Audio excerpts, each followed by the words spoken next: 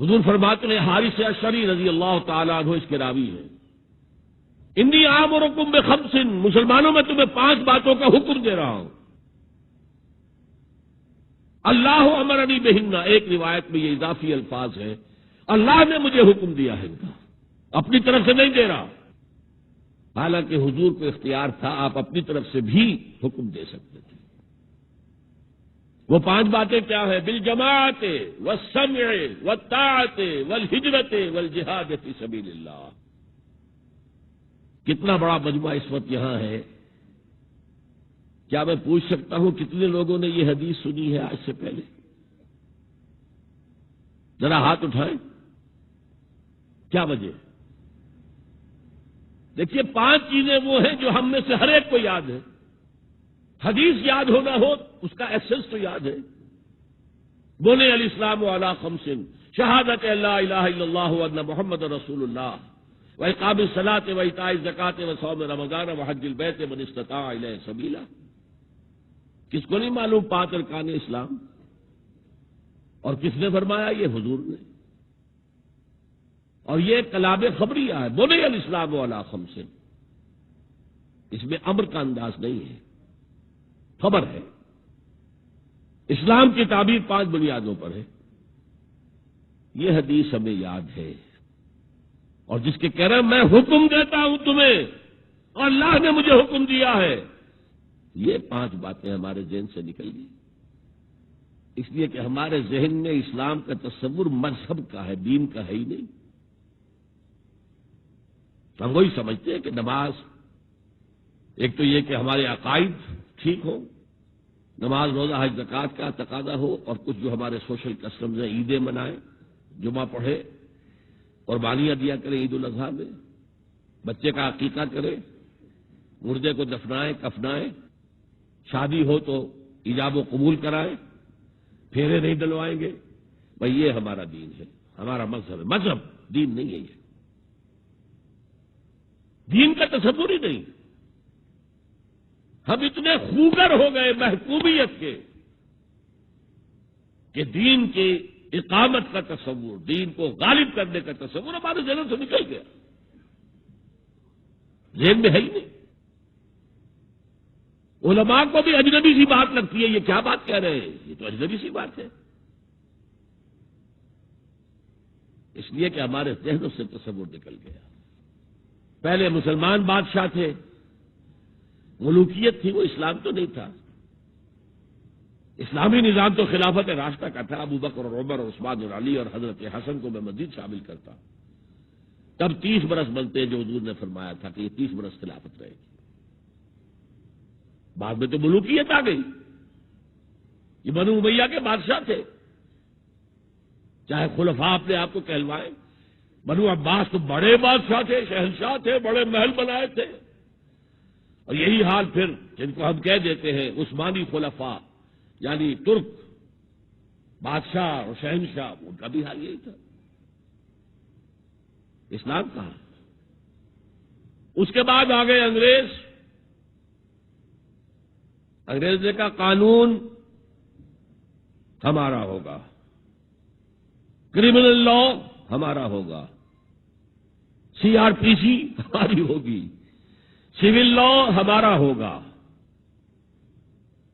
نظام ہمارا ہوگا۔ ہاں نماز پڑھ سکتے ہو، روزہ رکھ سکتے ہو، ہمیں کوئی تمہارے مذہب سے کوئی دشمنی نہیں، بلکہ انگریز نے تو بڑی رعایت کی تھی۔ اس نے کہا تھا تم اپنے فیملی لاز بھی اپنی مرضی سے جیسے چاہو طے کرو۔ آج مسلمان ممالک میں سے بھی اکثر نے اپنے فیملی لاز چھوڑ کر یورپ کے فیملی لاز اختیار کر لیے، اور پہلی مرتبہ یہ کام کیا تھا ترک نے، اور یورپ کے اخبارات نے پھر تنزیہ لکھا تھا کہ یہ عجیب قوم ہے، کہتی ہے کہ بہترین قانون ہمارے پاس ہے، اور حال یہ ہے کہ فیملی لاز بھی ہم سے مانگ رہے ہیں، رومن لا سے اخذ کر رہے ہیں فیملی لاز اپنے، یہ ان کا حال ہے، کہتے ہیں بہترین قانون ہمارے پاس۔ تو انگریز کے آنے کے بعد اب ہمارا علماء کا قال اللہ و قال رسول یا مدرسہ چلا لے۔ بہرحال انہوں نے بڑی خدمتیں کی ہیں، اگر یہ نہ ہوتا تو شاید ہمارے ہاں مساجدیں آباد ہی نہ ہوتی، کم سے کم علماء نے وہ پوزیشنیں جو ہے وہ پر کی ہیں، ایک ڈھانچہ جو ہے وہ برقرار رکھا ہے، اس میں کوئی شک نہیں، ان کی خدمات ہے۔ لیکن انگریز نے تو جو بھی تھا صرف اتنی آزادی دی تھی، اسی کو ہم ذہناً ریکنسائل کر چکے ہیں، بس اسلام یہی ہے نہیں۔ اور آج میں آپ کو بتا دوں، امریکہ اور انگلینڈ خاص طور پر اور بقیہ عیسائی مملکتیں بھی بالعموم اسلام کے خلاف جو جنگ جاری کر رہے ہیں اور تیزی کے ساتھ یہ بڑھے گی، اس کا بھی معاملہ یہ ہے کہ مذہب کی حیثیت سے اسلام کے خلاف ان کی کوئی جنگ نہیں۔ جب بش کہتا ہے کہ ہم تو اسلام کے خلاف نہیں، صحیح کہتا ہے، سچ کہتا ہے، وہ یہ کہہ سکتے ہیں you have come here, you have purchase churches and synagogues and converted into mosques, did we object? تم یہاں آئے، تم نے چرچ خرید کے مسجد بنا لی، سینیگوگ یہودیوں کا خریدا اور مسجد بنا لی، ہم نے کبھی روکا تمہیں؟ تم نمازیں پڑھتے ہو، ہم نے روکا؟ روزے رکھتے ہو، ہم نے روکا؟ بلکہ رمضان میں وائٹ ہاؤس میں ایک افطاری بھی دے دیتے ہیں تمہیں، سیریمونیل۔ تمہاری عید ہے، بقرہ عید ہے، ہم کو ممرٹیو اسٹیمپس جاری کر دیتے ہیں، یہ عید کا جو ہے ڈاک کا ٹکٹ ہے اور یہ بقرہ عید کا ہے۔ تو مذہب سے تو ہمیں کوئی اعتراض نہیں، لیکن اسلام کا سیاسی، معاشی اور سماجی نظام nothing doing, we will not bear it, نظام ہمارا ہوگا۔ اور سمجھ لیجئے یہ تاریخ نے پورا سرکل، ایک گھیرا پورا کر لیا ہے۔ وہ جو مولانا حالی نے کہا تھا، اے خاصہ خاصان رسول وقت دعا ہے، امت پہ تیری آ کے عجب وقت پڑا ہے، وہ دی جو بڑی شان سے نکلا تھا وطن سے، پردیس میں وہ آج غریب الغرباء ہے۔ کس شان سے نکلا تھا اسلام، اور آج بالکل ریورس ہو گیا معاملہ۔ اسلام نے یہ کہا تھا اسلام لے آؤ، ہمارے برابر کے بھائی ہو جاؤ گے۔